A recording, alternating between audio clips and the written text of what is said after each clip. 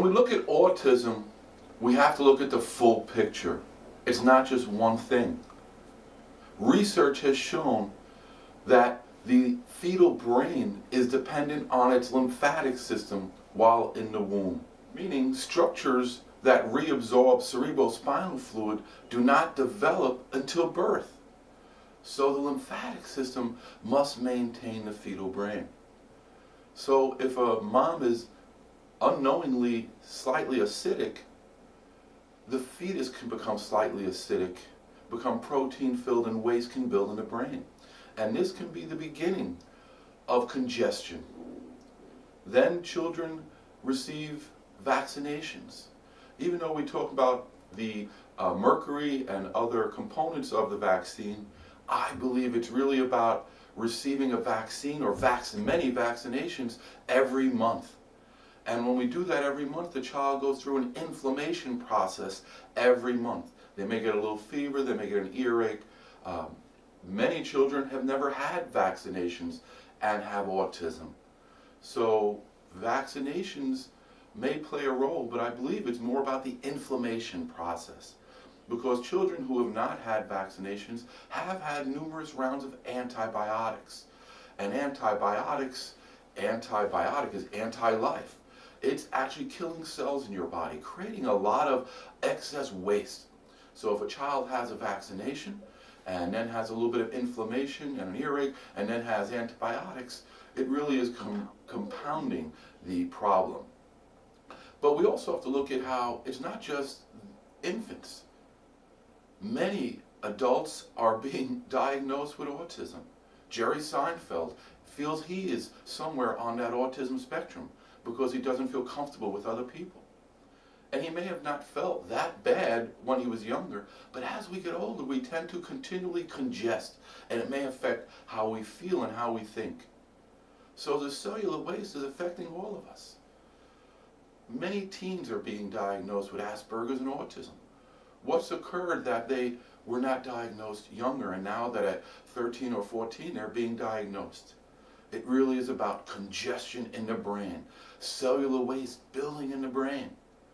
48% of the cerebrospinal fluid that's meant to maintain and clean your brain must be reabsorbed by the lymphatic system. So if our lymphatics in our body become slightly constricted, then our brain can fill up with waste. We look at our brain and we consider just one brain. There are many structures inside our brain. And any one of these structures can become constricted and clogged and not have good circulation or not function. And that can affect how we feel and think. So we must understand this lymph-brain connection. It is so important. It's affecting our children in the womb, it's affecting children as they get older, and it's even affecting adults. So when we look at the lymph-brain connection, we have to understand it's all about circulation and flow. Every part of our body, even our brain, our organs, must have good circulation. And that means we must have good lymph flow. So again, many things play into this. Antibiotics, continued vaccinations every month, and then about 15 months, children start shutting down. And I've heard many parents say, I don't know what happened, but around 13 to 15 months, my child just shut down. They couldn't think, they started having skin problems, they started having digestive problems, and they got very hyperactive. That's the lymph system. The lymph system maintains every system in the body. So when it shuts down, our one major lymph drain in the neck, one little vessel takes all the lymph in the body, all the lymph vessels. So if it clogs up, our brain can slowly congest, and our organs in our body and our skin and our digestive system can slowly congest.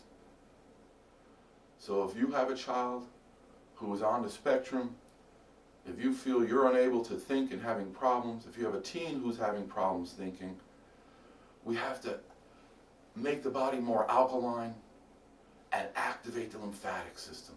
When we make the body more alkaline, the blood vessels, the tissues open up and release waste. When we activate the lymphatic system, we're manually creating flow through the body. But there are many ways to activate the lymphatic system. Proper hydration, systemic enzymes, alkaline food, exercise, good posture, deep breathing. but the most important is some type of manual work, whether it's massage, manual lymph drainage therapy, or lymphpractic. But we have to activate the lymphatic system. If you have any questions, please contact us.